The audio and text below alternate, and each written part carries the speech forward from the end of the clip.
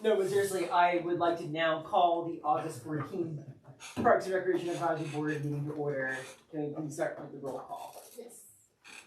Erin Angel? Here. Scott Coleman? Here. Mr. Thomas Davis is not here. Ms. Paige Lewis is not here. Sam Libby? Here. Nicholas Novello? Here. Mr. Dan Wilson not here. Mr. Tim Waters? Here. Awesome. Okay, let's move on to approval of the agenda.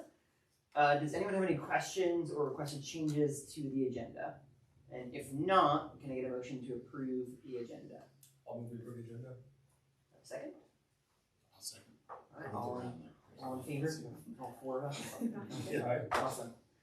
Okay, moving on from there, then let's go to approval of previous month's minutes. So, does anyone have any questions or requested changes to the meeting minutes from last month?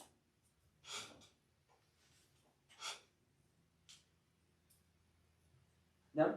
Okay, if that's the case, then can I get a motion to approve the last month's previous minutes? I'll make a motion to approve last month's minutes. All right. Second. All in favor? Okay. Do we have public input to be heard? We do. Are we on this list?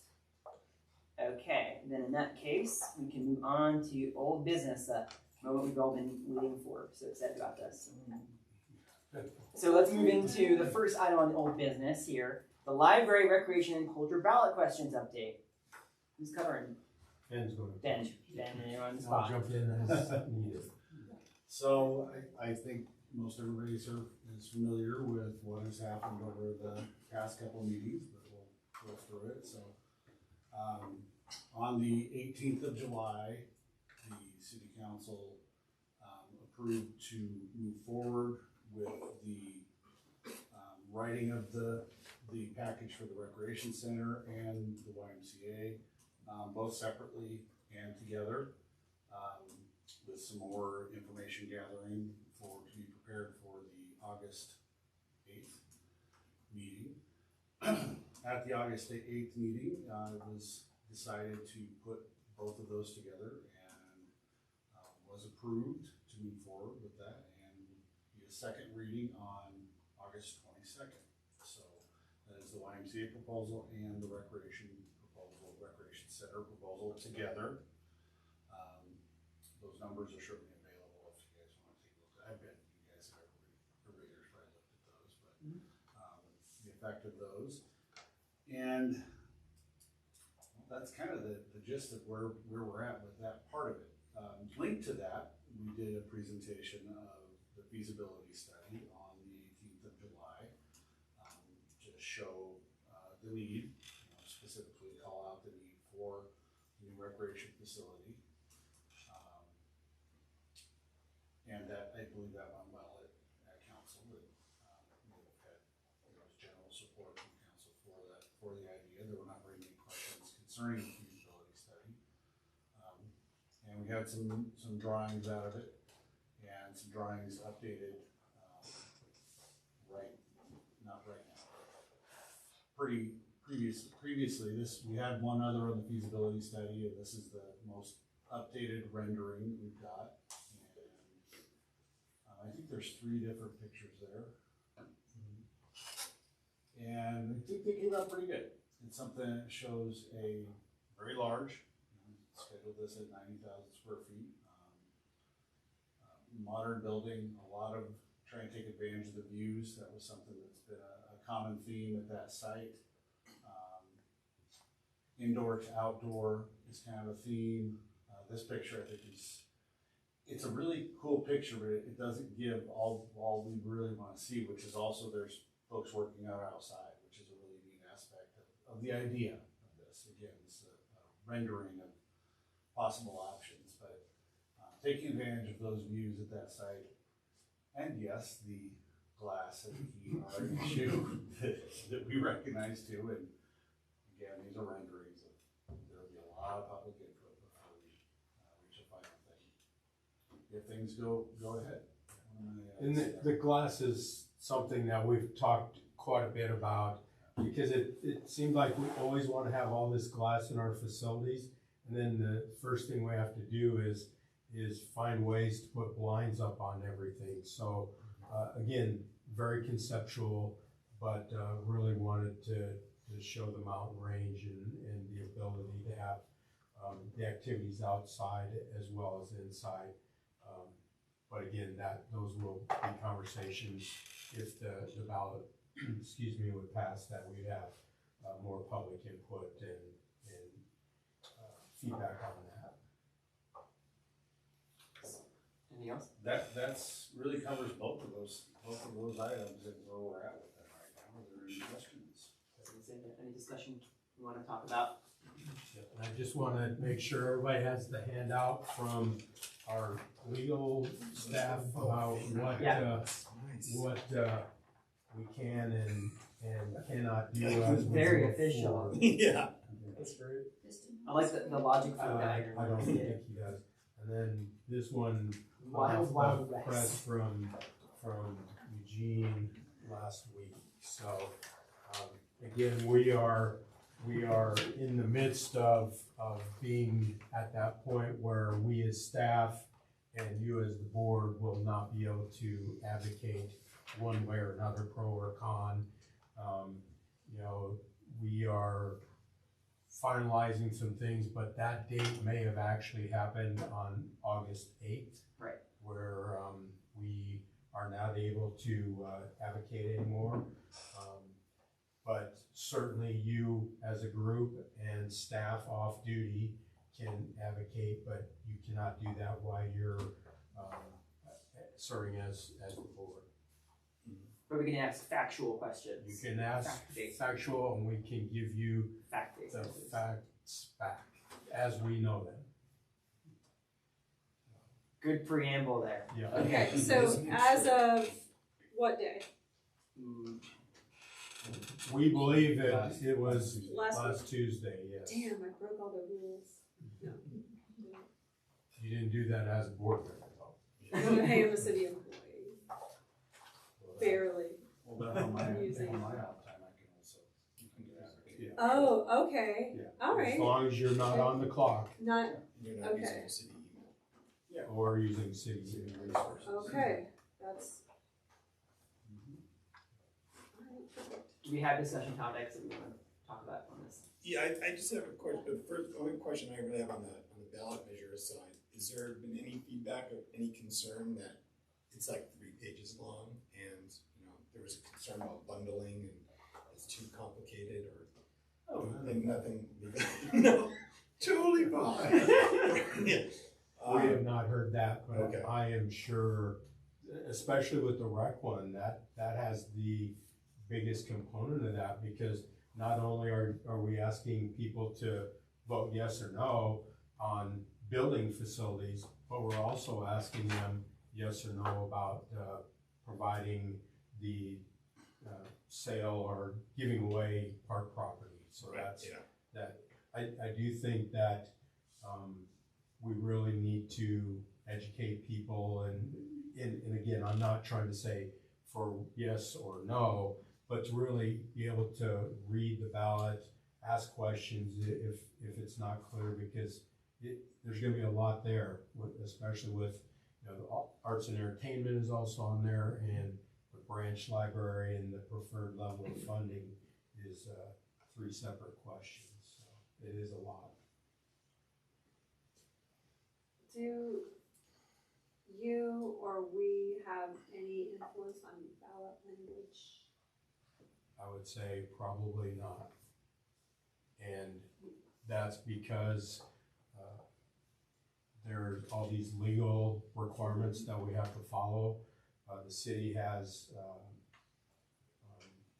gotten with legal counsel to help draft that, because there's also tailored requirements that we have to announce, and so that nobody's gonna have the opportunity to say, I don't like the wording, or I think you should do that. It's gonna be on the August 22nd council agenda. Yeah. So if you have thoughts and you wanna share them, that's probably as close as you're gonna come, just whether it's with me or another council member. Just that for equity, I believe that, I mean, I think Longmont can do what we want a lot more than we say we can, because we can. And then for equity, I think ballot language needs to be written in a way that an 8th grader can understand, so it needs to be run by 8th graders, because that's our constituent base can read on that level. So I just would like to see it written so I'll take the question of lexile. What's the lexile? well, I mean, Yes. yeah, I mean, if I can't understand a ballot question, there's a problem. Well, these are gonna be complicated, without a doubt. Yeah. And Jeff's right, legal counsel's gonna draft them, but we are gonna get a look, and we'll have, I'm certain that whatever comment occurs on the 22nd will kind of be up against whatever the bond counsel is advising. But noted, readability or level of readability is gonna be an important part of this. Yeah. And I will share that as well with Because I really just want this to be what Longmont wants, like, what I want is not, I mean, I'm just a board, I'm just on the board, like, but I'm supposed to represent what Longmont wants, but we can't tell what Longmont wants if they can't read it. I would just add that not only the ballot language itself, but there are other places where it's described. I think there's a Tabor notification that goes out separately in the Tabor book, and the anything factual from the city that describes it differently. There's an opportunity to do that in different words than the ballot language. Right. Yeah. The ballot language has certain requirements. Like the first sentence is a Tabor limited sentence, I think, of how it has to be phrased. So there's just different places you could also message it differently. The city will do an information document that will be mailed out to every household. Again, giving the facts. Yep. We'll also have statements about people that are voting in favor of the measure are doing so for this reason, and people that are voting against it are doing so for these reasons. But that will, and then I think that information will be put into poster size and placed at city facilities, but that's kind of the extreme. It goes on the website too. Yeah, yeah. The website that does exactly that also. I'm not sure if your council will find it to be factual, but putting something on there about this not being the end of the process would be helpful. Like we mentioned earlier, the idea that the public would likely or will have further input if approved to get into details and that feedback. It's not like they're voting on only one version of it. Right. That's important.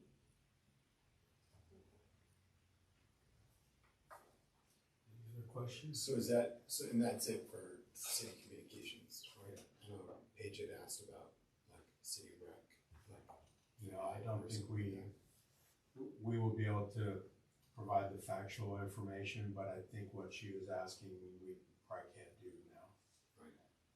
The question I have is about Centennial.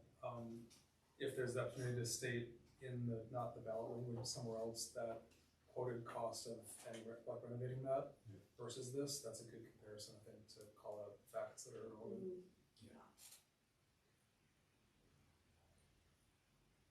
Maybe as well as the fact that Centennial's currently probably, not everybody knows that, I think. What, I know, Harold mentioned this, at the last city council meeting, that there was an MOU being developed with the Y. Is that gonna be made public, or? Yeah, when it's ready, we're meeting again with them, is it tomorrow or Wednesday, to put more meat on that bone to be able to do that. I mean, I don't know that we'll have a final thing, but that process is. Is there a working name for what you wanna call this besides the YMCA project, which then negates the city's part? That is a problem, but I think that's how it was passed on the first reading. I don't know that we can change that now. Yeah, that's what I was So, saying. outside of the ballot, I guess we could call it something, but do you have suggestions? I've just been calling it the city Y facility or something like that, taking off the MCA from the Yes. YMCA, and meeting with the city. That's one of the people's concerns is, either city giving money to quote unquote private organization and so, or, you know, you're having this facility, but I have to go through a third party, I can't just have, you know, a rec center in my neighborhood that's a city rec center. So what we can do to mitigate those, that would be great. So, I think people would be much more comfortable when they see that they're, because people like the idea that like their passes give all the discounts, that's worked out really well so far, from people who have responded about that, so.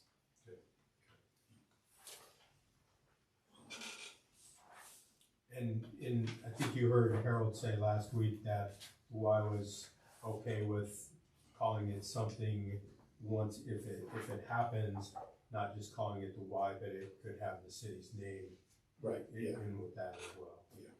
Okay. His language in the video or in the thing wasn't super clear, like, I mean, I knew what he was intending, but in order to take the quote and actually put it into some of our marketing pieces, it wasn't quite great, so, that's why I'm hoping to get an MOU or something that says a little bit more, Yeah. than quote, to say that's it. If it's not linked to the bond, we could, we're a little more open to discuss it. It's something we're still figuring out. Yes. An MOU, which is just that. Yeah. It's not a legal document, but an agreement of way to move forward. That the formal agreement would happen if it passes. Right, yeah. So, I mean, so is the Y then somehow like specifically on the hook for what they're delivering for $12 million to the city? They will be, yes. Okay. All right. And, So you know, the Y has a little different timeline than what the new rec center would have. Because we would have the resources needed to move forward. The Y has to get approval by voters before it can be eligible to go for the tax credits. So there is a lag time between when they would get the 12 million from the city and when they could start moving forward with their project. Right, so it's more like 2026. Probably, yeah. That goes back to working with the federal government on things that we imagine take a pretty lengthy amount of time. Yeah. Same brain has been part of that, so.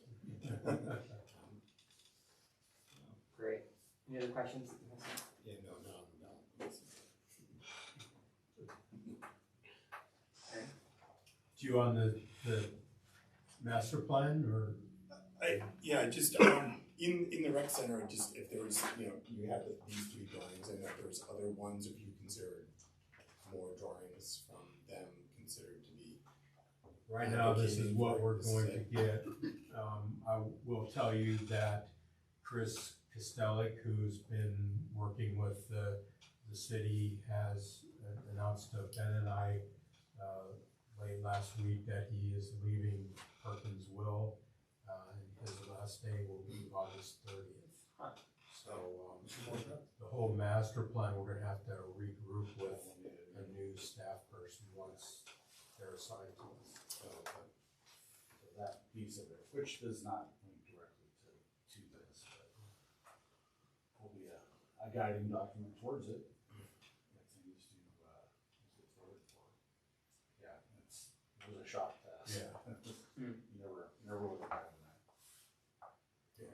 He's worked for them, I think his whole career. It doesn't sound like he has a plan going to the next job.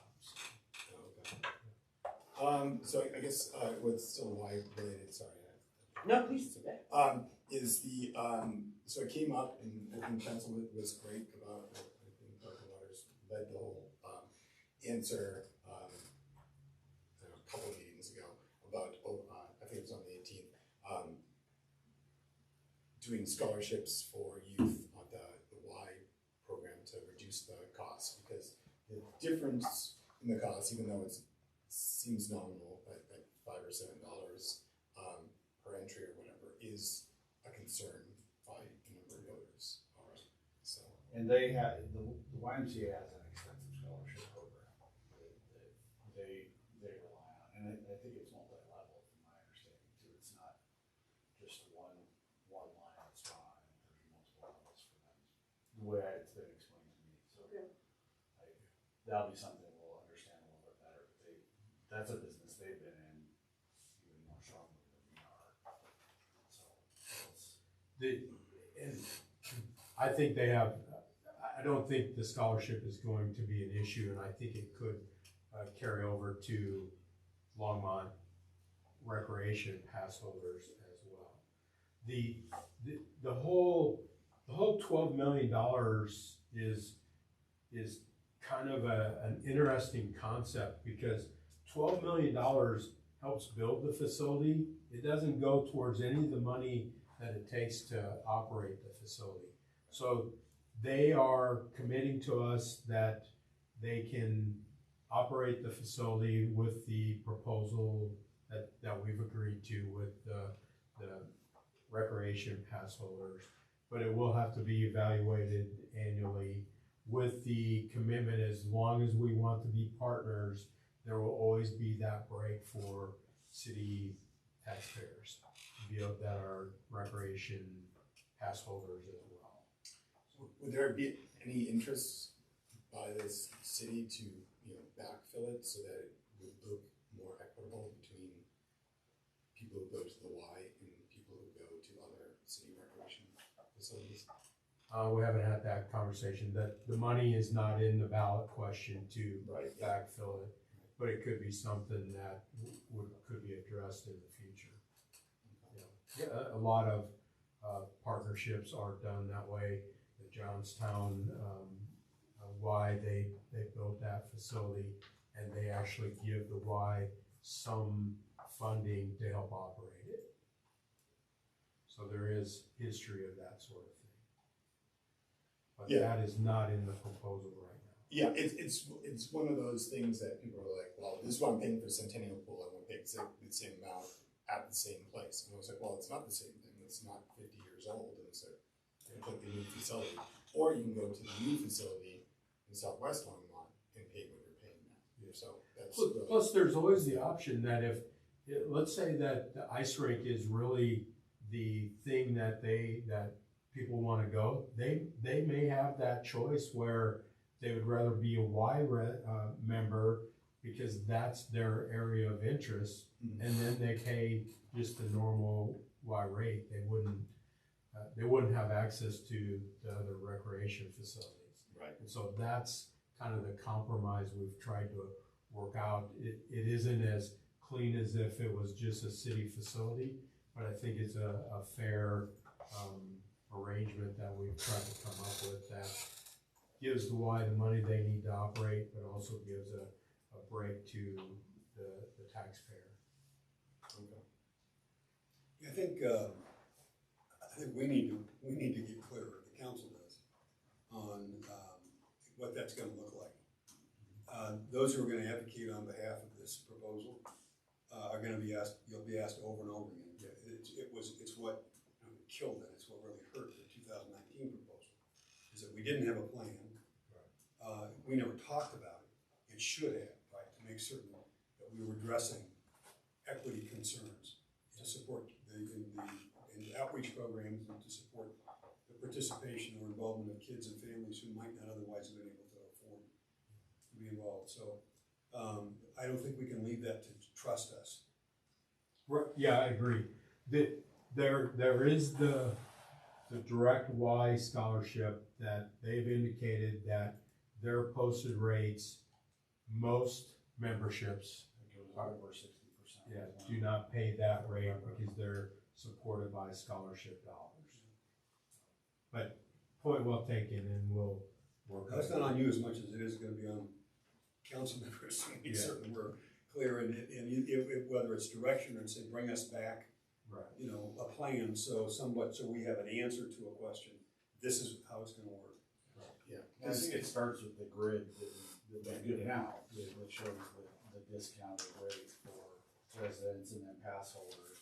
And then there are some additional opportunities beyond that we've discussed concerning holidays, which are really important to folks in ICE. That alone is a pretty big issue. issue, and they've been very accommodating with talking about having discounted days around the holidays, making sure we have multiple days available, open to the public during that time. So it's something I think we can have more information as we get that part of it going. To get that tighter. Right.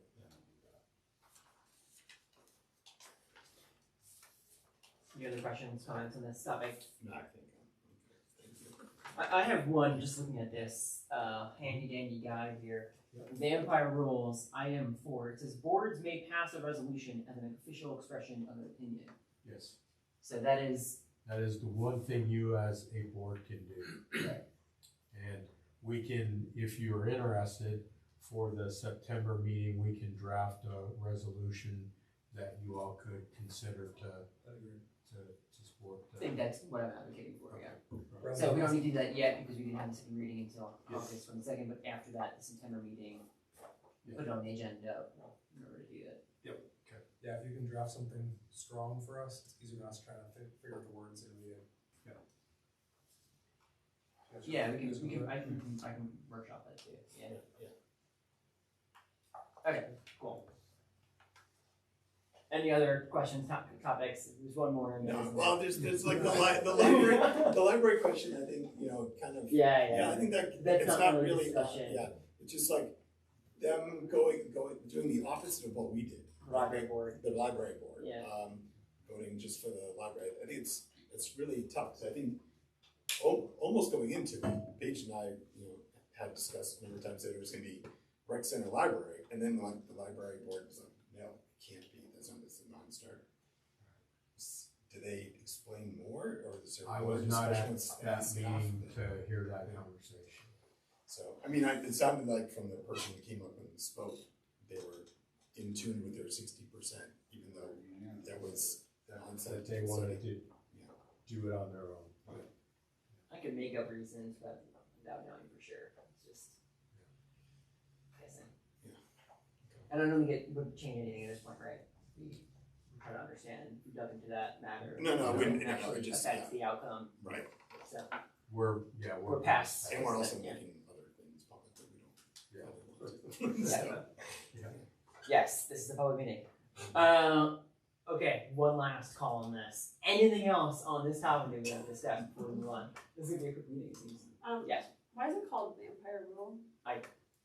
good question, I don't legal know. team. That- This is really cool, I like this, like, The I last like being a item. vampire, and I like being in the Wild West, but I don't know. I saw the piece in there that if you look at the mirror, Equal parts. cannot reflect any opinion. I think the vampire Yeah. reflecting the mirror thing was a Uh-huh. lot of places I saw it being played off. Equal parts blood and steaks. Very playful, Okay. very fun. I like it, I just want to know why he's a vampire. You cannot reflect Like a friendly vampire though, like a friendly vampire. Okay, this makes me feel a lot We do better the that dark nobody time. else knew. It's I fun. thought I was the It's fun. only one that didn't know why, but now I feel good. Okay. Yeah, that's a good question. With that, we'll move on to new business. And we're gonna do the open space updates this month? Yes. Yes, sorry, I was in the wrong person. Nope, that's Yes, okay. yes. So if you recall last month, we had the open space updates on the agendas went out, then I realized Danielle was on vacation that month, and I really wanted to give her the opportunity to present this. So I'm just going to talk briefly to kind of remind this group, when we talked about open space in the past, Dan Wolver was here talking about that.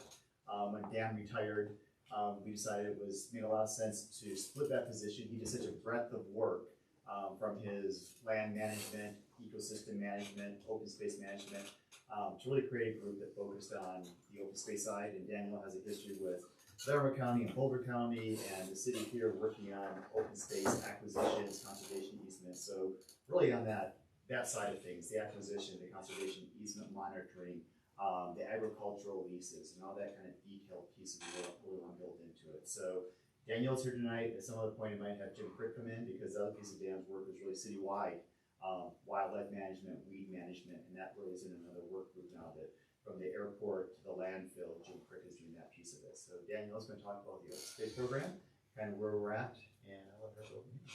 Well, and Hi. I just want to say, you guys have been discussing a ballot issue. Far in the future, we're gonna have another ballot issue concerning, extending the open space and sales and use tax. So, you know, that's the context, and I think, you guys are called the Parks and Rec Advisory Board, but I think not in your title is your purview over open space. So, this is all stuff you've probably seen before or a little familiar with, but we're at a point where our open space management plan or master plan is 5 years old, and this is kind of the point where we recommend updating it. So this is just going to be a quick presentation to talk about where we are with open space, our past, present, and future. So first, the land acknowledgement. So we need to acknowledge that that Longmont sits on the traditional territory of the Cheyenne, Arapaho, and Ute, and other indigenous peoples. We honor the history and the living and spiritual connection that the first peoples have with this land. It is our commitment to face the injustices that happened when the land was taken, and to educate our communities, ourselves, and our children to ensure that these injustices do not happen again. Why is open space important? Because Longmont's open spaces preserve natural lands, enhance quality of life for all, and promote conservation and stewardship. And so, a little bit about the history of the open space program. This is the ordinance that created our open space program that was developed in 2002, and I'll get a little bit more into these details. So the open space sales and use tax was first passed in 2000. It was approved by the voters in that year, and it increased the tax rate by 0.2%, so 2 cents on every $10 purchase. And in 2001, before the program was even the open space program, we started with acquisitions and planning for multimodal transportation connectivity. So then in 2002, the program was formed. The open space trails and master plan was written, the original version of it. And we purchased our very first open space property, which is Boulder Creek Estates over here. It's a 218 acre property. It encompasses the confluence of St. Vrain and Boulder Creeks. And we are now 20 plus years later, and it is going to be providing greenway connectivity for the phase 13 of the St. Vrain Greenway Trail that is connecting Sandstone Ranch to St. Vrain State Park that we are currently 60% designed on right now. So we didn't know at the time that would be a benefit of this first open space that we protected, but it is. And then in 2007, we extended we approved the tax extension on the sales and use tax. So currently, even though our program is still young, our open spaces are known regionally as prime open space, great places to visit, great places to recreate. And so presently we have some overlapping plans. So we have the original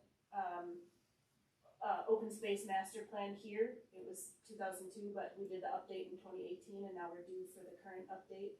We also have our Envision Longmont plan that was done in 2016, and the two plans keep each other in mind. The Parks, Rec, and Trails Master Plan, as well as the Wildlife Management Plan, and the regional corridors and connections that we're working on currently. These are all the current planning projects. And then in terms of acquisition, the open space program has oversight over land, water, and mineral acquisitions, and we purchase fee simple land as well as conservation easements. Could you explain fee simple land, please? It's land that we own outright. Also, as part of the open space management plan, we manage leases for these various uses: agriculture, recreation, Water, so some of our farmers lease water from the city, oil and gas, and also gravel mining. And primary greenways are under the purview of the open space program. So we have 11 primary greenways going through the city, which comprises about 36 miles, and we're continuing to build upon that. So this is just, now I'm gonna go through a series of maps just to give you a nice visual. In the yellow, we can see the Longmont planning area. So when you think of Envision Longmont and the comprehensive plan, it's kind of within this yellow, it's within the Longmont planning area, and so here we also have our parks. And then when you think of open spaces, city open spaces, they're largely, with the exception of the Greenway acres, outside the Longmont planning area. You can see a lot of them over here to the east. So this includes the fee simple properties, the conservation easements, and additional lands owned by other funds. So a lot of water resource properties are here around Union Reservoir, and some of them are conservation easements with the purpose of future reservoir expansion. And then if you combine all of our open space acres with what Boulder County has protected, you can see what we're looking at as our buffer around our Longmont planning area. So then thinking about the future, you know, even though the tax doesn't need to be on the ballot and approved until 2030 or beyond, we're still thinking about the future challenges for the program. Currently, we're kind of moving out of mostly doing acquisitions and more into a maintenance phase, but that's expensive and getting more expensive. So we do want to continue to have the ongoing funding of the open space sales and use tax. We also want to acknowledge that the open space fund does get other one-time funding from oil and gas revenue, and partner relationships and joint ownership, so some jointly owned properties. But those are definitely one-time and intermittent and temporary sources of funding. So the sales and use tax is really the primary mode. And what we're seeing on our open spaces is that Longmont is growing and people love our open spaces and we're using them. And we're also seeing growth in housing within our Longmont planning area. So opportunities for the future. Our open space program is going to be 30 years old, 2 years before the open space tax sunsets. So maybe a time to celebrate, maybe something to think about for planning around that. And then just continued opportunities to educate and engage through our volunteer and park ranger programs, and educate around the restoration that we're doing on our open spaces. Can you go back? I'm sorry, was it the? Just go back one. Yeah, thank you.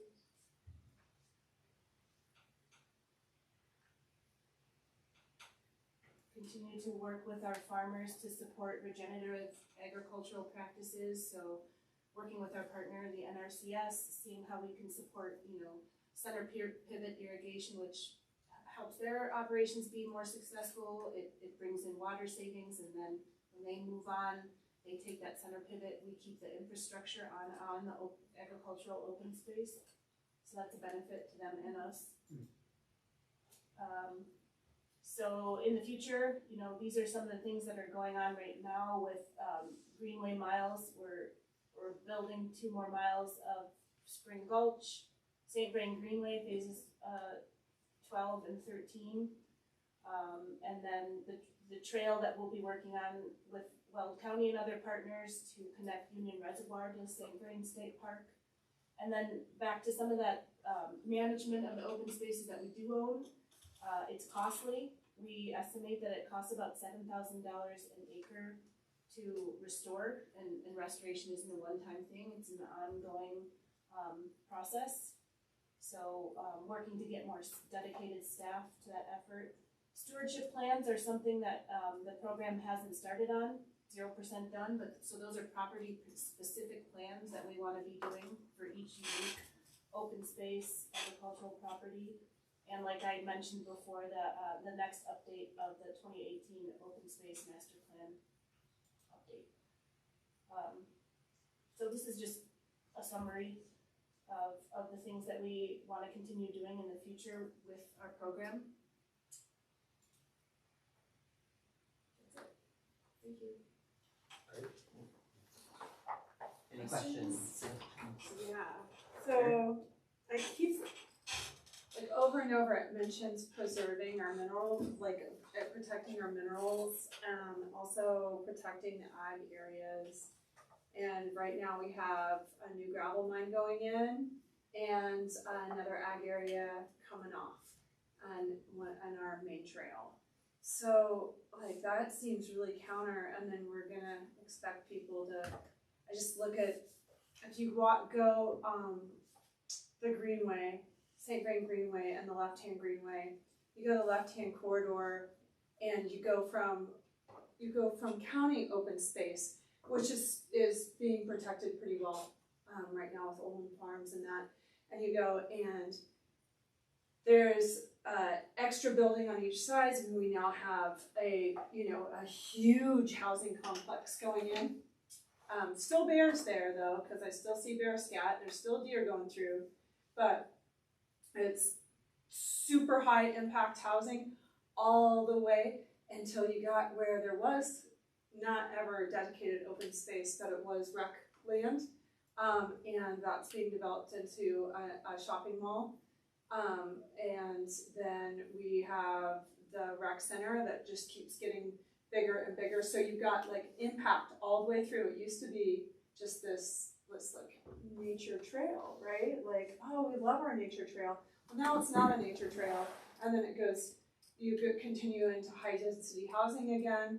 And then you've got the new Costco that was approved during the pandemic. And then you go straight to this farm that's gorgeous and that turkeys go through, but they didn't this summer because there's so much going on with Costco. It used to be a turkey nesting ground, but there's this farm and that farmer's losing his lease and he knows it.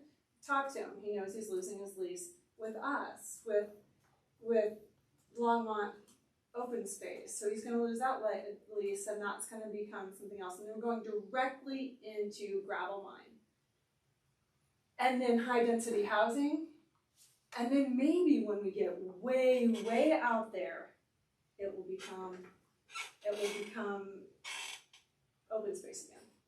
So it's, I just see we like keep, we say we're, I don't know, it just doesn't seem like that's walking the talk of protecting, our minerals, leasing another gravel mine, that used to be agricultural property and wasn't owned by us, but the agricultural property, that lease is not being extended. It's like the one little respite. I mean, our trails go by things like water treatment plants and old gravel mines that's, in backs of industrial sites. So I'm just, this is why I got on this board. This is really, like this, I feel really passionate about it. You walked into this job and there's so much just going on all around us right now, and it's not being protected. It's not being protected at all. We have these little easements, and every time people keep trying to, like, oh, but we don't need to use the conservation easement, and like a hotel being built right up to that keeps, they keep applying to it, like that will, what's the river easement? I'm like, the words are failing me. The river easement, the water. Riparian? Yeah, the riparian easement. Yeah, the riparian setback. They keep trying to break it and all that stuff. It's just, it's really tough. It's really tough seeing our open space where it counts. We can't have all of our open space be away from where people can see it every day. Like, it can't be far away. It has to be right in front of us, right in our neighborhoods. That's what children get to access. That's what old people, that's what disabled people, that's what people that have transportation problems, there's ain't no bus stop taking me out to those conservation areas right there. And if I don't have a bike, that's it. Or if I can't ride a bike, my wheelchair can't make it out there, it needs to be right here, and it keeps just getting built up. And so I'm just putting on, as I say, keep it as naturey as possible. Less mowing, less everything, that's what people want. Except for a few vocal people that wanna walk their dogs on lawns or something, I don't know. But, thanks, sorry about my diatribe, but it's big. We need to bring that back. I don't know why we're ending all these for an agriculture in there. It's like, Do you want to respond to that, Danielle? This is gonna be Tom Adams, which is basically on the Golden Farms property, which is gonna be north of 119 where Costco is. Open space sometimes has opportunities. And a lot of times if you look at Boulder counties with Pella Ponds, if you look over at Walden Ponds, if you look at Isaac Keys, a lot of these were opportunities where there was a gravel mining lease in place. And for the city then just to give that back to a gravel mining company to reclaim it and do whatever they wanted with it, we lose control over that. So all these properties are purchased with that gravel mining right already sold. So that spot north of Golden Ponds, when the city purchased the property, those mineral rights were already severed. So that wasn't a giving up on it. That was, we knew when we acquired that property, that was be gravel mined at some point. The city then has the ability to come in and say, how do we want to reclaim that? And one of the things we're working right now with water resources is we've channelized a lot of our creeks and stuff. So it's a gravel pond, if you think about even Isaac here or Pella, you got these kind of squarish ponds with a trailway along them. What we're really hoping to do over there is allow the creek to have room to move back and forth and meander and use what now is, like you say, a beautiful farm, and I love that view coming in too. But once that gravel mining is done, which the city had no say over because that was sold by the Golden family prior to the city purchasing that, we have the ability to restore that in a way, and we've worked with the mining company to do it in a way that gives the creek much more room to meander, have a natural habitat, provide more habitat for turkey, deers, and cover as you move through that area. So that's the piece I would like to respond to, is that, again, that giving up on the open space values. I think Danielle's passion, background, and history is not giving up on it. Mine is not giving up on it. But I think the piece is, you look at this too, this yellow line around one of the things you're trying to get at, you're saying open space needs right here.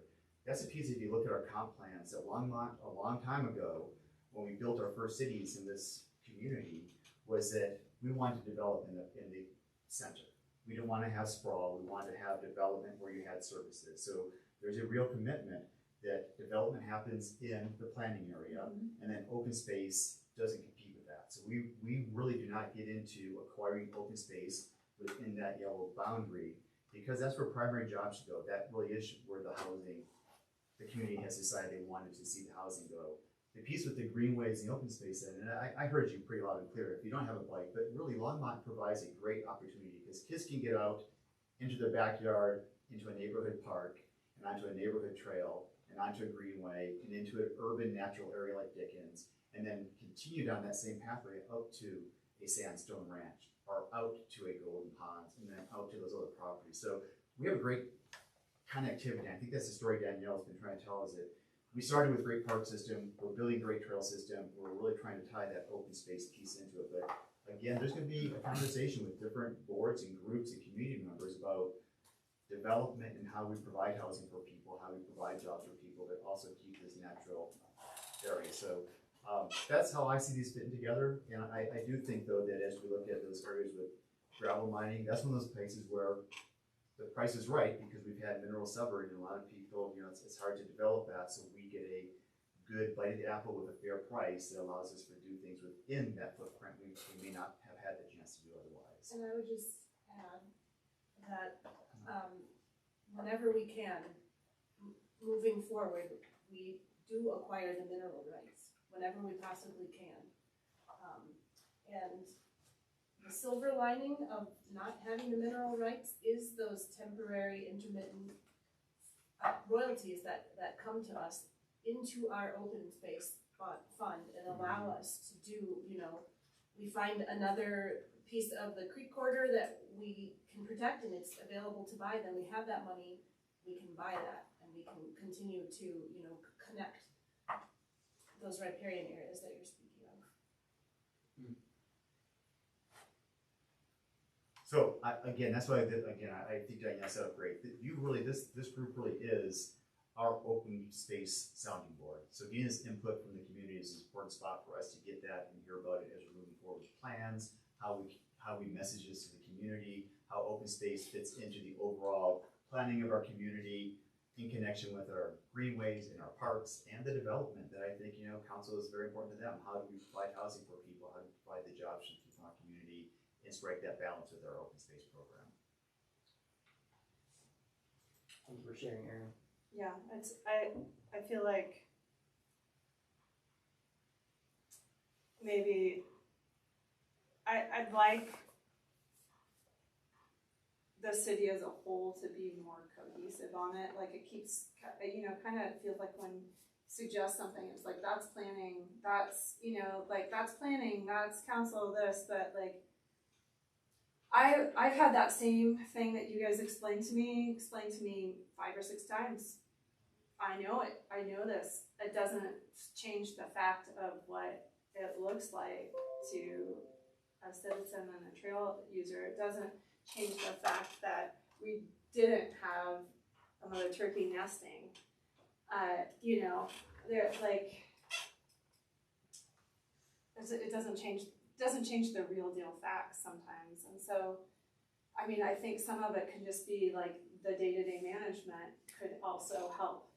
Like if we had say on the day-to-day management, like can we keep it as natural as possible, and can we mow less, and can we have less, like, you know, post-emergent weed control is one of the silliest things ever, like to do. It just doesn't work. Like the contractors come out and everything goes to seed and gets worse and things like that, and sprayed green and there's herbicides everywhere, and I don't know, like this kind of stuff, and it just doesn't seem like there really is any way for public to have a say over that kind of thing.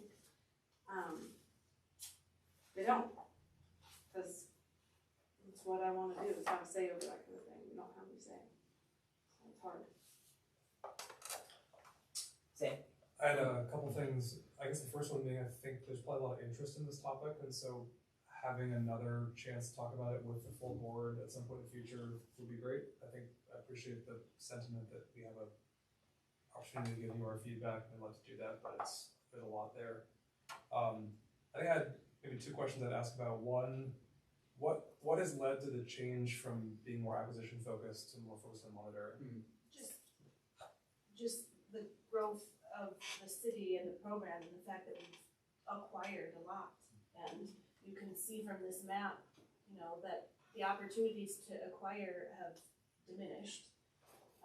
Yeah, the yellow is kind of hard to see, but if you throw in what Boulder County has and the city has, there's getting a lot of those original goals and objectives been met, but it is, I think, to see those opportunities. Right. So. Okay, and then I guess financially, does the department maintain funds to be able to make opportunistic acquisitions if those do happen, either with county partnership or an opportunity comes up? I remember hearing when I lived closer to Boulder about the savings account that the county open space had and city open space had, and they were always able to pay what seemed like extremely large amounts for really beautiful properties. I would like to think that we could do the same if opportunity came up, and we wouldn't be limited in some way by that, by having chosen to pursue maintenance and not saved for future acquisition. Does that make sense? You're saying Do we still in our piggy bank, Yes. we have enough to do maintenance and do acquisition as they come up. Yes. Well, our open space sales and use tax provides the bulk of it, and so our last large purchase, the Adams open space, that is 130 acres. We had the money, but we also worked with partner relationships to get it done, and then we rely on some of those intermittent funding to get us through as well. So we do not have a big piggy bank is the answer. It ebbs and flows, I guess, Okay. is the answer. Yeah. The reason I ask is that as we look towards 34 and re-enabling that, I think 15 years of maintenance is not a great story to convince people to extend the tax. And so continuing to consider acquisition, understanding that there's not a lot of opportunities and we have achieved a lot of the goals of the program, but as an option when it's opportunistic and available is of interest. Yeah, I think one thing that, and I hear you, and I kind of agree, I agree with that, right? It's not as exciting as acquisition. However, it's just as important now that we have these For sure. areas. How do we educate the public about what ecological restoration is, how long it takes, how expensive it is? You know, we've been starting to go out a little bit with council members and residents and just showing them out in the field what these open spaces are, what they look like on the ground, and it's such a different view than us sitting here and looking at that. But you know, how do you do that? In the same way that ballot issue that you're with the recreation centers, how do you know, those pictures aren't gonna be on the ballot either. So yeah, how do you do that? It's a really good question. It's a piece that I think that open space programs struggle with all the time, because there's always that portion of your community that say, when's enough enough? And when are you just gonna maintain? Even internally, staff gets very overwhelmed with, we've got more property to maintain. So we're gonna have maintenance in perpetuity. So we have a long-term obligation to maintain these properties that we've done a great job acquiring years, and that does not go away. So I think that's a key piece, is we have to, you know, let people know that this is going on, and, you know, like Danielle talked about, restoring those properties after we do the gravel mines, so they become places for the mama turkey and all those pieces.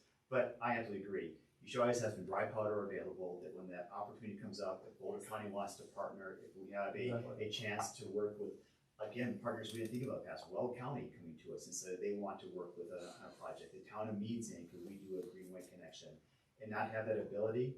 But again, just like your rec piece, we don't want to get in front of you on this, you have enough on your plate, but those would be the nuances of this. How do you package it in a way that lets people know that our goal is to kind of strike that balance you talked about. We don't want to give up on those opportunities to expand our program, but we also know that we have an obligation to maintain what we have in perpetuity.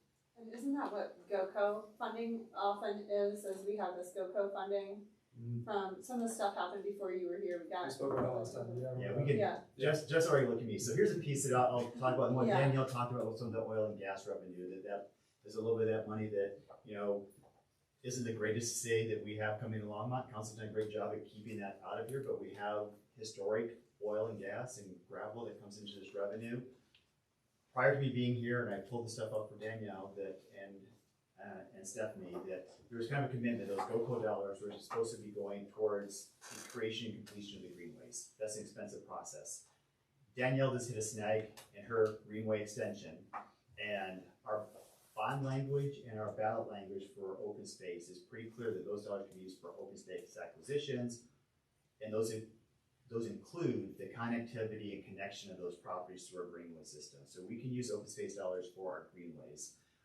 Our GoCo dollars would not even touch the $5 million underpass she has to put in. So we are leveraging those GoCo dollars right now to complete the greenway, using some open space dollars to do that. Once the greenway is done, we have made a commitment.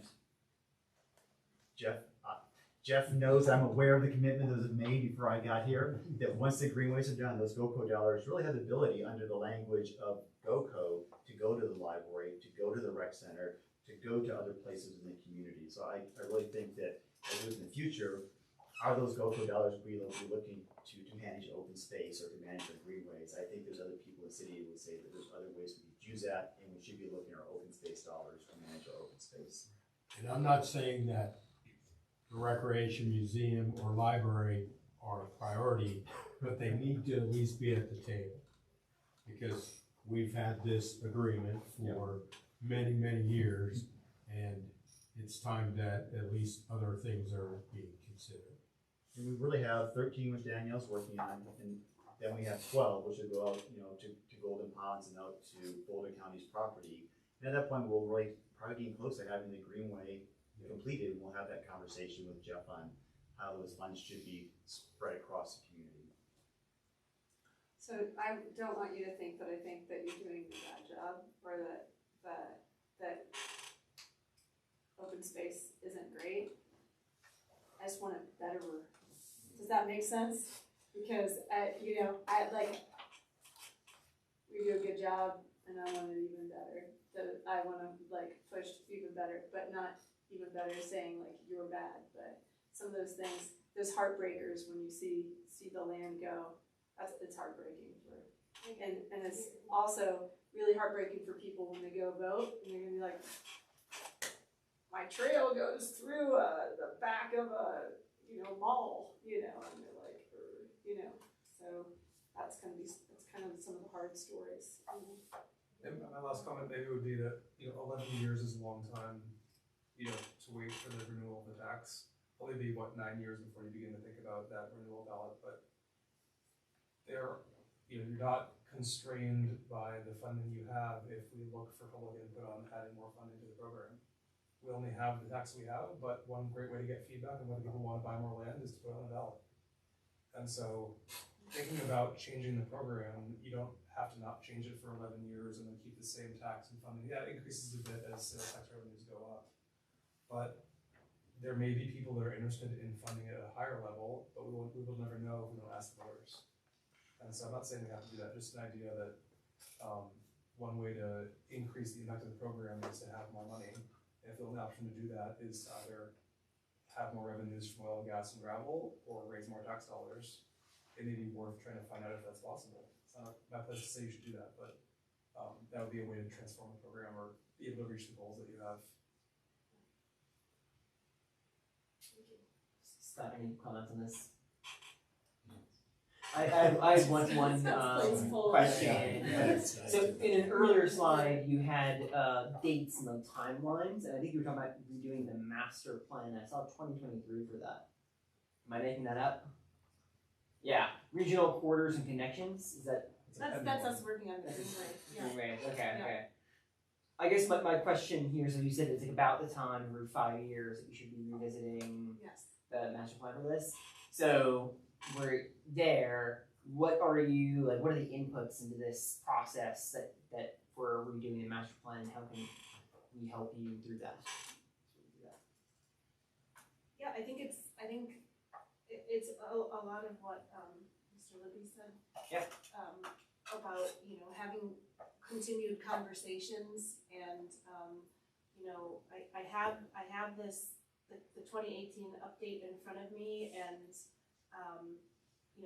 moving forward, what are the important statistics and figures that aren't in here that would tell the story, that would would be our guiding document for this process that we want to go through, and what are those other ideas, and are there surveys that we want to be doing? Right.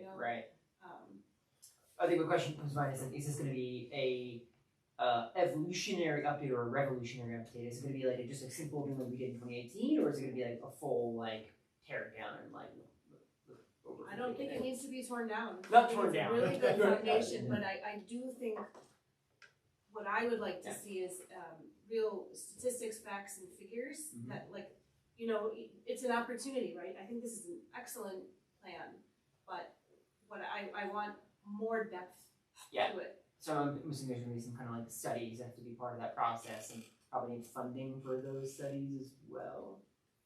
Sure. Yes, I mean it takes funding to do a master plan process, but not astronomical amounts. Right. But things that we can help make recommendations for, I guess, through that process. Absolutely, yes. Definitely, I think this belongs in future agendas, Yeah, I have a bunch more questions, but I want to save time for other stuff. Oh no, we don't want to bog you down. We want to get this in front of you. And again, I'd love to throw out is there are groups out there in our community who are looking at how we could extend this, and we've been kind of working with them to try to time things. That council has a lot on their plates, boards have a lot on their plates. We're trying to not get in the way of grassroots enthusiasm for the program, but we also want to make sure that people are coordinating and thinking smartly. This group has learned in the past what not doing that can do for an initiative. So we're trying to walk that fine line of trying to make sure that people in our community that want to make sure this gets extended, And again, that's a ways out, but again, if we want to bond those, the closer you get to that extension, it's harder to bond those dollars too. So that's what having that extension sooner than later could do too. It allows us to make that big acquisition, because we can make that bonding piece of our piece too. But as we close that gap, it's harder for us to go out and get a good rate on a bond. We want to do that. Alright. It also ties into, I was here in February and we were talking about, joint efforts with Boulder County and that kind of future planning. And, that's also a piece of this, and that sort of large picture partner thinking and planning is a piece of this too. So, yeah, I look forward to coming back and talking to you about. Yeah, when you're ready, let us know. And Well, thank you for the presentation. Yeah, good. Okay, thanks. We'll keep pressing on. So it's similar but different. Next item on the agenda is Greenway updates. yes, and I asked Stephanie to be here this evening to get another face in front of you, where you're probably used to seeing Steve here for this group. Again, we've been very fortunate in the fact that as the cities wanted to push forward to getting some of our park projects completed. Those projects were being worked on basically with this group. It was kind of this Steve and Kathy. Then Kathy left, so it was kind of Steve doing that. We've expanded that group, and Stephanie could talk about it a little bit, but the parks and the greenways were always on that group. Having the open space and open space program take on some of these out of the city planning area portions of the greenways, I think is going to help Stephanie, but still in town. Her and her staff have been really working on the RSVP and the greenway connections in town. So I'll let her talk about that. And any other questions you have for her? Well, I'm assuming that you are curious still about the closure behind over here. I'm curious. Yeah. That's curious. And it is still closed. So, we did update in the packet, and it will be closed until summer of '25, most likely, due to the United States Army Corps of Engineers project, which is going to start construction in November. They're going out to bid, and they'll select a GC end of September. There's really nothing we can do about it. They're dredging, deepening, and widening the channel, and then they're going to rebuild that pedestrian bridge under Boston Bridge as a part of that Boston Bridge project as well. So then the idea is that whenever we do have higher flow rates in the spring, that the pedestrian area will not be closed. So I wish I had better information, but there's just no way around it because of what they're doing in the river and moving material out of the river and using that section of trail to make it. So I don't have any good information for you. I've kind of given up on that one. Is there anything that can be done to improve the detour for 2 years? Yeah, Like temporary bike lanes? That detour is sketch and scary and hard to manage. It's, I don't- Boston Ave is a tough street because it's quite wide, so it feels safer, but it means people drive faster on it. And there's a lot of off-angle turns on Boston Ave. And just anything Yeah, that could be, that's it, yeah. it's going to be there for a long time, which we would understand the reasoning why. Is there anything that could be done to temporarily improve that path of the detour? And let me pull up really quick. I'm doing this. Oh, let me go to the St. Marine. The team that's managing the project, they're managing the communication on the website. That's overseeing the widening of the channel, the deepening of the channel, and the replacement of the bridge. And let me go down to this. So, as we know, where the detour is. And I have written it, I totally understand what you're coming from. So maybe an idea would be, because it's road here, it's soft path here, and it comes back down and connects.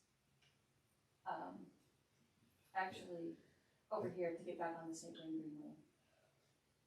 If they could do and this is just me brainstorming right now because I don't honestly know what has been discussed with that team. But doing a bike path that maybe has some sort of a buffer between, I don't know if the street is wide enough, but where you don't have just a painted line, but maybe a little. Pretty revolutionary for Longmont. Yeah. I mean, I'm just exploring ideas, but I don't know, aside from that, the route, that's the simplest route. It is. My comment's really just about the southern part of it. I mean, First Avenue is basically a pedestrian walkway. Nobody drives on that. But the Boston Avenue connection to Price is Price that right? Yeah. Yeah, where you have Is to up and really around. complicated, Mhm. and one of the sides doesn't stop. Right. And it's, I'm a very comfortable cyclist, I'm happy to navigate that, but there's a bunch of other ways to go around, and that intersection itself is quite unsafe for any pedestrian or cyclist. So it's gonna be there for a while, anything we can do to temporarily slow traffic or provide enough Would direction you would be find, great. somewhat of a buffered bike lane would be preferred over, right now it's just, I think, the chevrons that are kind of directing you in some, Yeah, and I think your group put up, Yeah, so I Go have ahead. some, yeah, first off, like, if we could use Bowen Extension rather than go out to Boston. Going out to Boston is a dangerous prospect anyway, and we're back to where we were 3 years ago with all the homeless trucks and campers and stuff on price, yeah. So if you could come off the Greenway, immediately take the left, staying away from that intersection of Boston and Price, and so you would cut. Are you, can you mind just cut the mouse real quick? 'Cause You I'm got not, There's a little zigzag, Yeah, right, yeah. where it comes south, there's a little zigzag on real. So it's like right here, basically. So there's this other little road. There's a whole bunch of stuff that Left Hand owns over here, and so there's auto body shops and that sort of thing. But it's like zero traffic, right? So instead, you're coming out here and you're asking people to basically counterflow on a when everyone's sidewalk, going that which way. there's no place in the entire city we ask people to do that. right. And so that is, it's not maintained. It Doesn't stop in this sign, direction. it doesn't stop. Yeah, Right. so it's, if you take, I think this is called Bowen Street Bowen Extension. Circle. Bowen Circle, yeah, is that you went and took this instead, you're at least crossing at the 90-degree where the crosswalk was put in. And you have some sight lines, although for little kids, we timed it on Wednesday, it's not great, because people whipping around this corner, you have like 8 seconds from when you see them to when they're at the crosswalk. So it's not a lot of time for like a family with little kids trying to cross that road. So we don't really have a solution for that, other than it would be great to renegotiate the size of those little detour things. So probably don't know, that's as big as I could get the detour signs. I would like Because of them the to, printer or because of what the city would allow? because the or- city would allow. So somebody in transportation is no longer here with the city because they were not official city detour signs. That's the size that was limited to. Basically, it's the size of other trail signs in the city, but we could do them as yellow. There's tons of problems. People can't see them. There's people who have sight issues that would love us to instead spray on the ground to be able to see it, because you have to instead look in kind of a busy background to be able to see these signs, to be able to see that. But the other thing is just get rid of this down here. This isn't a detour. Price to sell Sunset down here that's super dangerous, like ridiculously dangerous to like even tell people they should be going down over by Nelson and Price and getting onto Sunset. Yeah. Point heard, Yeah. and I'll connect with the team that has kind of put this plan in action. It actually isn't being managed by our team as far as the detour, but they can, Yeah, I know lesson it's is needed under and traffic. this feedback is good, I'll go back with them, we can talk about, the signage and maybe putting something up that's by the city, and I'll certainly open these discussion items up with them. Okay. And there really should be signage, there's no reason why we can't paint on the ground, Well, there are some chevrons on the First Street section. yeah, okay. Yeah. But then, Or more. but more, yeah, we really can do that. I hear you, and I'll go back, I don't have any answers right now, but I will go back and I'll circle up with you. I think it's Yeah, just, because the other part that would be great to see is, it does get maintained in Boston once in a while, is that because of the bridge project, this alignment is getting pushed out further, is what we understand. But until it does, connecting River to South Francis to Price is the preferred route. Like, if you're gonna take the southern route, right, is to connect right here and then connect over. And it's all ADA, because it's got a sidewalk for all of it. So, but yeah, this other part is I would say there's the 2 areas of feedback I think are, one is the detouring and signage for the cycle detour. The other is there are options for transportation to, for example, add stop signs at Price at those Yeah. dangerous places. That, I know they don't want to do that ever, but, there are other ways to temporarily improve traffic in the area. Yeah. That wouldn't be permanent, that are options too, that if they choose to exercise them, I think like, that's totally fine. Yeah, I mean, the problem there's, with the stop sign is then cyclists think there's gonna, I've been trying to get a stop sign near me. The cyclists will Yeah. think there's a stop sign and people are gonna stop, but it's a new stop sign, this is the argument, Yeah. anytime. And it's a new stop sign, so people won't stop, so it would be actually less safe than having a stop sign, because people might not stop Well, there. yeah, I guess we shouldn't have speed limits then. Well, I know, the- I agree with you, Yeah. I like, and, you know, Boston will probably get resurfaced after the bridge project, and so, so that's been the longstanding reason for not, Yeah, so Putting it's not a- saying that, yeah, that this, southeasterly path yeah, through that community, and then straight east, down, yeah, or straight even east of down. the community too, either way. There's streets Oh, that get I through see. the price. Yeah. And so there's the alignment's gonna move further west even, so, Well, that bridge is getting longer, right? it is. It's getting longer, but it's gonna be it's gonna get longer on this side as well, from what I understand, Mhm. not just the west side. So you're asking for that other portion of the bike route, because right now they're going, they're getting off here, coming down, coming back, Yeah. going up. But over here, you're saying to have a place for them to come down and go through. Cause right now the road goes down here. So, Right, yeah, but I don't know, and that's what I'll need to check in with. and hopefully nobody actually really does that. I just think taking those signs down would be much better, because I've run into, not physically, but seen cyclists at sunset in like Nelson, and there's no reason why a cyclist should be at sunset in Nelson looking at signs. It's not a good place for somebody to be. And so, it's, this is not, it's a whole dangerous mess, Right.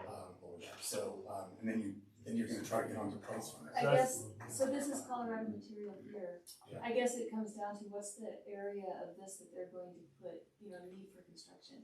And I'm guessing that, Was it I Riverside? know what they're Yeah, gonna that's say. Riverside. So this is Riverside. Colorado material, But there's Riverside, that road right there. Yeah, it's That's South, what we South were- River, yeah. River Road. If they were to Yeah, close I- that, I don't know if not, but I don't know. I end up just riding my bike to the mobile home park and.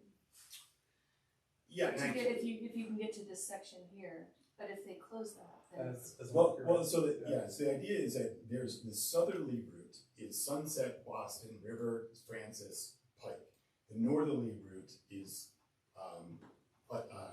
Bridge, Bowen, Circle, Bowen, First, right? So Right, that way so you have those are here. directional This is the- detours. This is that Bowen Circle thing Scott was talking about, Right there, yeah. rather than connect here, So that is a there's a directional crosswalk here. detour, which it isn't now. It's sort of like go choose either way. And most people are choosing the northern path to go in both directions. I'm surprised there's a crosswalk there with the proximity to the intersection. Yeah, the crosswalk was put in as a conceit for this, because we couldn't, what Bicycle Longmont argued was a removal of the center lane, so you could create bike lanes.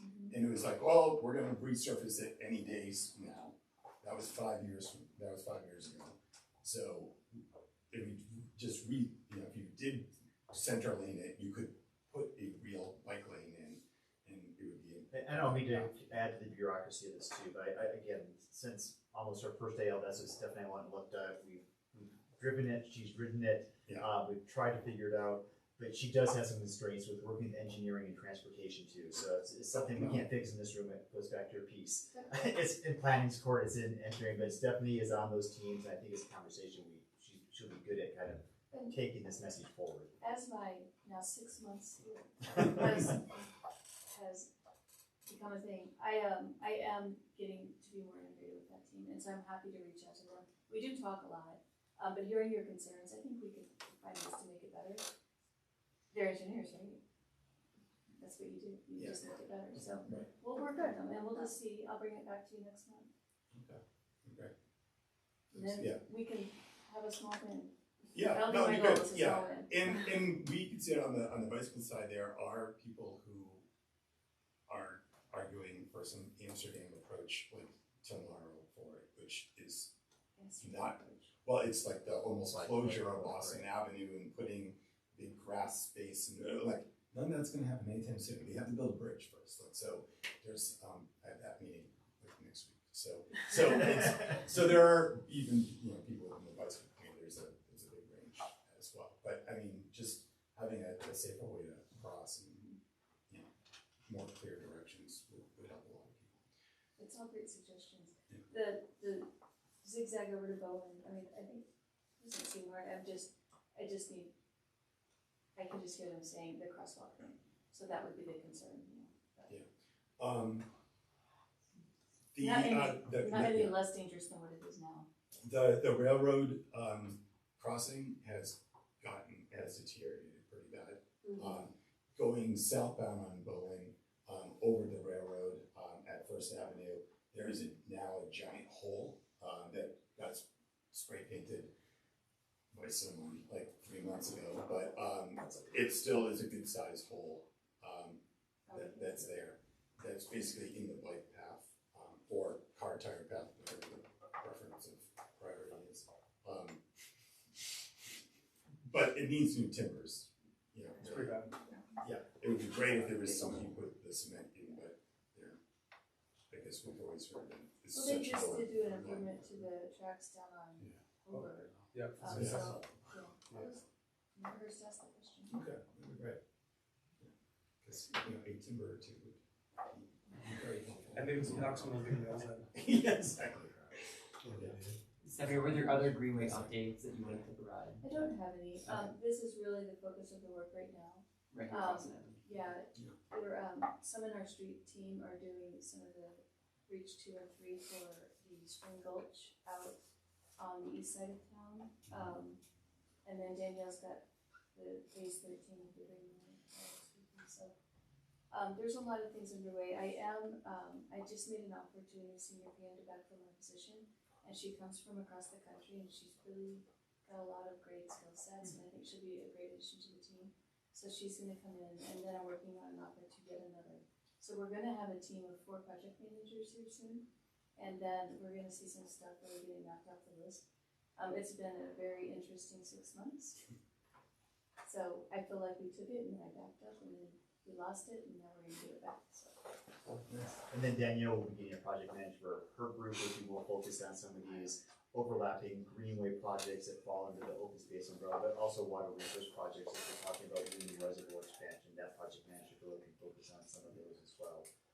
Just so this group knows, just because, again, going back to that cost of managing, maintaining, and acquiring, we had to pull phase 13 really off our work plan because we needed those, 12 going, west, we had to pull it off our work plan, so we shift those dollars over to 13 to make sure we could take it to council as a fully funded project.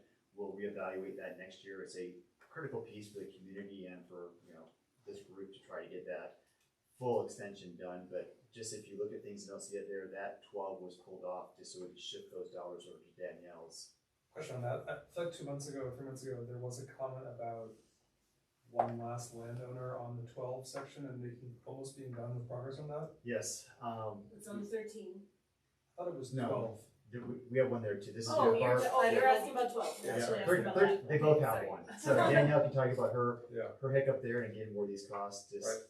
come up. But the Golden family, when they sold and they're developing that, they have family members that all have to sign off on this. Reggie Golden has a property manager that's really helping to shepherd that through. That name, we talked about Tom Adams, the farming over there north of 119. You talked about the Costco piece. We talked about some of the open space. That family's involved in a lot of stuff that they're working the city on, so this is kind of dropped to a lower level on that piece going out west on that. But it's not off her radar, it's not off my radar, and we're working on that. All right. In addition to the 13 update too, you mentioned briefly that 60% design was completed. Correct, yes. And I asked this maybe 8 months ago, but that's not public though, right? Those designs? 60%, it's not published somewhere until it's final. It's not published, Yeah. but I can show it to you. It's not top secret. Okay. It's all published. I know it's changed a lot in the last year Right. because of the property changes and like, but obviously I think understanding the portion direction it's headed would be awesome. Just so you know, because I was talking to Harold today again too, Cool, that thank you. Danielle's been stuck in is,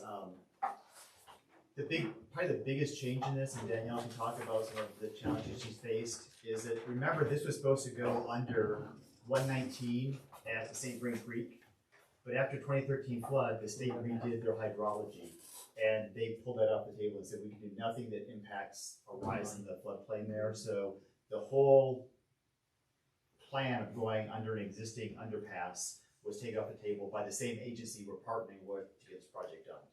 And who is across the road from us waiting for us to connect. So it's been a little bit of a frustration, but Danielle has really pushed on, is there any way we can use that? And we're like the guinea pigs in this new floodplain period. You want to talk about your experience on that, Danielle? It's just added complication and time to the project, but we're through a lot of it. We've worked through those details, and that's why, you know, I can show you this. This is our 60% design plan, and it shows you where we're crossing now a little bit to the west to get to the north side of 119, and then we'll travel across, heading east in the CDOT right of way to connect to the state park. And to avoid a rise in the floodplain over there, we're building a 240-foot span, single span bridge without piers, Wow. so that we meet the CDOT modeling hydrology is required. That's huge. Yeah, there are 3 bridges on this project now. That were never contemplated in the beginning. I mean, just the one underpass, but now we're building a new one there. We've got the 240-foot span one there, and then we have to avoid the cell phone tower on County Road 5, so we're building a bridge there as well. So the bridge, okay, so we're taking bridges not over water, but over It is. cars. Well, one is under a highway, one is over some water, but the majority of it is You want going to show, along.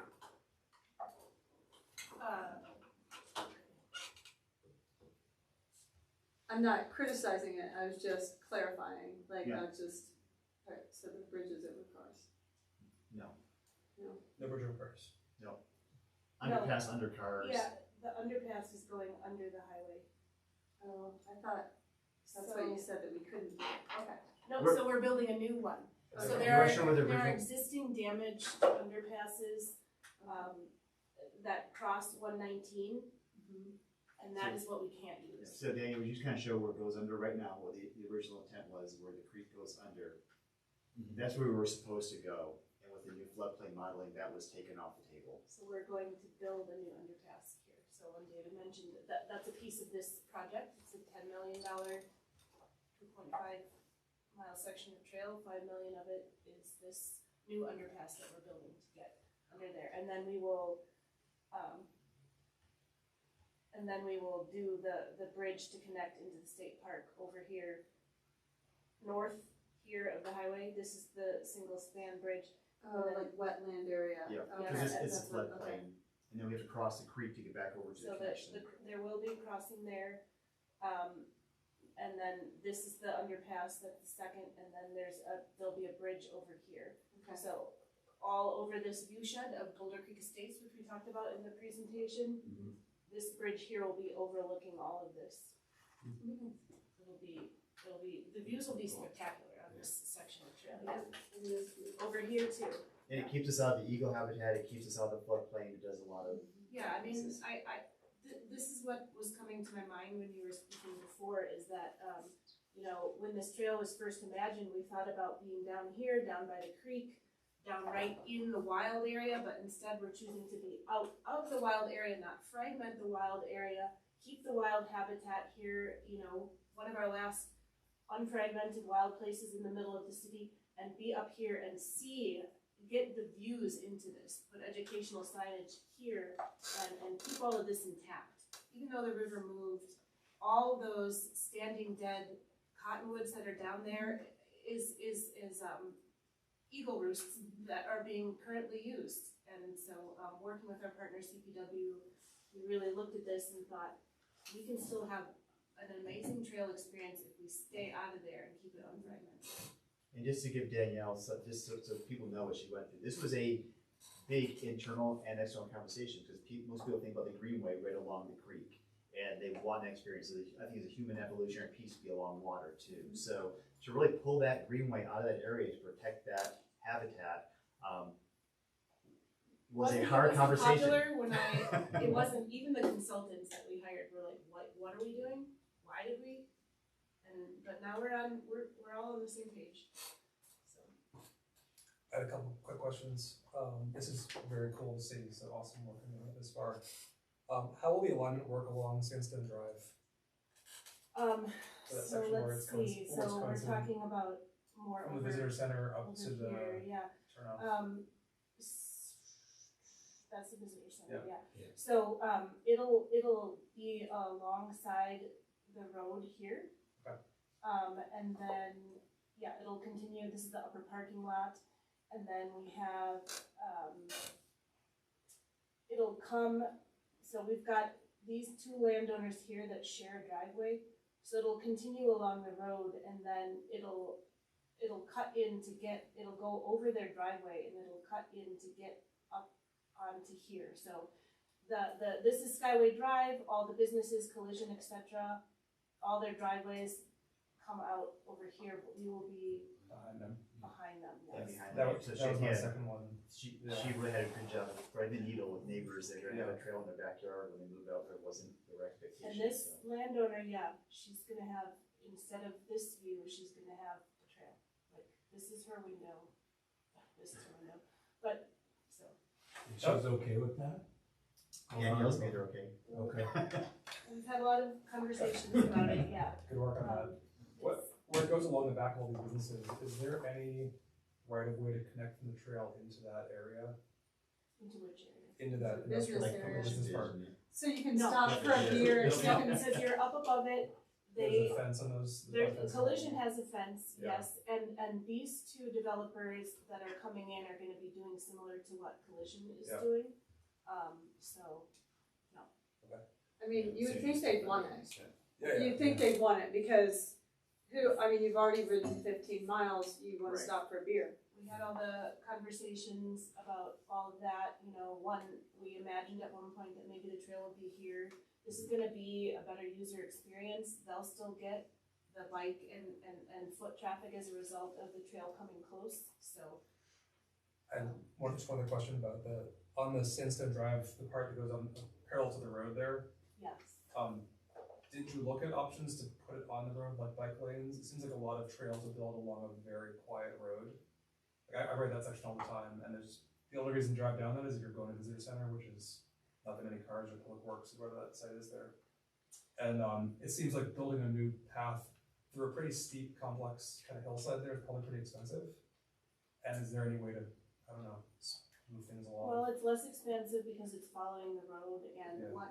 a huge consideration here is ADA and, Okay. and doing the best we can to make it, bikeable and ADA compliant, here. So, yeah, we looked at, going out and around and being over here, we looked at maybe coming up, and we looked at all possibilities, and the path of least resistance is to be here along the road. You know, there is, I don't know. I mean, I kinda agree, riding that road isn't scary at all, like, It's gonna need as to far be just as, as steep to go right next to it, and we're putting a whole bunch of new concrete right next to a bunch of unused concrete. Right. Well, So- we do have drainage issues going on with the road here, so we're going to be improving that with because we have, let's see, where's the visitor center? So right at the visitor center, we've got, the way it is right now, when this was built, somehow, now the water washes over the road Yeah. when there's any sort of storm event, so that'll be corrected by our trail coming through. We'll deal with the drainage issues, so we'll see improvements there, and it'll be safer. And we do have, and I acknowledge it doesn't occur way down here. It occurs up here in our parking lots, but we do have soccer traffic, lots of sports traffic, and things like that. So continuing to have a trail that is not the road, it was the thought.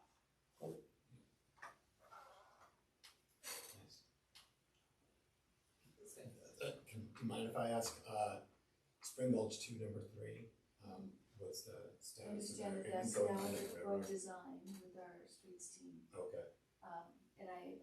let's see, Ariel, she turned over number 2 last May, and so they're working through, a different engineer on her team is working through 3. Okay, I'll get you more for next month. okay. Add it to the list. That's probably our number one question. Everybody's like, Oh, really? got to Union Res, now I turn around and go back the other way. Because, I mean, half the year, the dirt roads are so muddy or ruddy Right. that nobody wants to run on them, so, yeah. So, but, cool. All right, let's head on over to the items in the packet updates. Are there any items in the packet that you were questions? Scott, you go first. Okay, so I thought one was kind of funny from today, and I just went to, so it's page 9, the E. coli level at Union, that we tripped over it, I think, today or something, right? Yes. Went and Was that in the packet today, or did you see no, it it's today? in the packet. It Yeah. says we're doing great, and our E. coli levels are so low that we're beating all these other people. But Yeah, so our E. coli numbers, I asked Bryce, our senior ranger, out there today. He got the numbers from our water quality lab. So first I'll give you what our typical numbers are, which is around 2. The state asked us to close it around 230, I think is the number for that. And somehow in our last testing, we grew over 700. yeah, And they don't know if it, a lot of times that's, with like big rain events, and it washes things down, the temperatures get right, it does it. And those things seem to be in play, so the wind is what they had all that wind pushing stuff down towards the swim beach. That's just a guess. Bryce was trying to figure out something that would have made sense to align with that high number. So really we're having it retested is the biggest thing. And, just, following state guidelines, we definitely closed the beach. I can't imagine how many people were out there today, but Jeff, did you hear anything on your side different than what? No, just heard that. Well, the beach actually closes Wednesday during the weekend. Oh, yeah, So it was a little bit of a non. right, yeah. Right. So yeah, I had Frank Kennedy say, he's like, you're not gonna believe this. I believe Buddy. It's been a few years since that time. Yeah, Yeah, it hasn't exactly. happened since I've been here, so. I mean, it's gonna happen. Mhm. I mean, people have dogs. I just wanna say, like, the brightest spot thing, am I allowed to say thing? It's the horticultural maintenance, that we're gonna switch some turf, high water turf, to lower landscaping, like hopefully just the grass that would normally grow without irrigation and turn off those things. That makes me happy. Thank you. Just so you know, we had a meeting together, Water Resources Group, and this is, again, that collaborative piece that we're always working with. Water Conservation Group, our Parks Group, Timbers Group, and Brandon has a great background in that. So we're looking at, making those changes where appropriate, but Stephanie and her group, the other piece that we hope we don't have to do conversions in the future is that we're trying to design these parks in a way that does it as well. So, and again, you and I erred on this too. We're always gonna have that blending of, there's gonna be people that want that bluegrass turf to do those pieces, but where we can minimize that, we're always looking for that, so. I'm super excited. Great. Sam, And that's some great results. I think that, I'm just gonna throw it, because I think it's exciting too. You've seen other communities try this, and they've had huge failures. I mean, they paid over $1 million to tear turf out, put a low water turf in, it fails, the community gets upset, they have to tear that out, put new grass back in, and now they probably never had the chance of the trust of the community. We have done small trials around the city where no one knows if we fail, and if it fails, it's not a huge cost. We now have information on what not to use. We have areas that have worked really well, in kind of tucked away places, and so as we go forward with larger projects, I think we have a good toolbox to pull from, and it's stuff we can share with the community on what has worked well and not. So I think part of this is going to be an education piece too. That's cool. Sam, I know you had a question. I had two things. One on Union, also on Union. My first year as a pass holder has been amazing. I love using Union. I was surprised or a bit sad to see the closing date. I just hadn't followed it in years past. The closing is just the swimming beach, so you can still paddleboard, you can still go to the beach, and it's just the swimming and lifeguarding is all that changes. Okay, I think on the website it sounds like the whole thing is closing, so just basically clarifying something about like you can still do 90% of what you do at Union, but because the only dates you see for opening are like, it's open for the season, and then it closes August 19th. Swimming in little, parentheses or whatever it says, so. But I just had a great experience as a pass holder this year. It was my first time, so kudos to you guys on what a great facility it is. My other question was in the packet, there's a mention of the Thompson renewal, which is my neighborhood, which I'm psyched about. That's yours, maybe. I saw that's potentially going to RFP soon. For design team, and then they're gonna start public meetings. Cool, So you'll get notified. awesome, that was a question. People were asking about it. Yeah, so we're gonna get the website updated with all of our communications. I had a meeting with them recently, so we'll have that one up. The 8 and 5 projects being Dry Creek, Corn Nice. Meadows, Fox Meadows. But Elisa is kind of our project manager, taking that one on with passion. She used to be a technician in that zone for 7 years, so she knows the struggles, and she's got some great ideas, and she's got a good team, so they'll be gearing up. That one I think is actually, I said a good team, I think that was actually awarded this month. I was looking at another one, but it will be awarded in September, and the RFP did go out 2 weeks ago. I did, okay, great, very exciting, thank you. I think that's all I have. Any other comments from that packet? Yeah, I was gonna say thank you, Steve, for helping Miller opening with okay, let's move on to. I think it's public record, so just turn to the camera and say. Thank you, Steve. Thank you, Steve. I'll check the time mark and send it. Yeah, okay. Yeah, go get my credit. Items from staff. Items from the board that aren't, we never actually bring things up in this section, do we? Because we cover it in the packet updates or whatever. Any items from the board that are not related to the packet updates necessarily that you want to raise? I was gonna mention the resolution, but we've got that already planned, so. For next Yes. meeting, because it'll be after the second ballot reading. Yep, definitely agree with that. Okay, with that, I think we could probably move on to adjournment. Do I have a motion to adjourn? I'll move to adjourn. Do I have a second? I'll second. All right, all in favor? Aye. All right. Thank you, everybody. Thank you.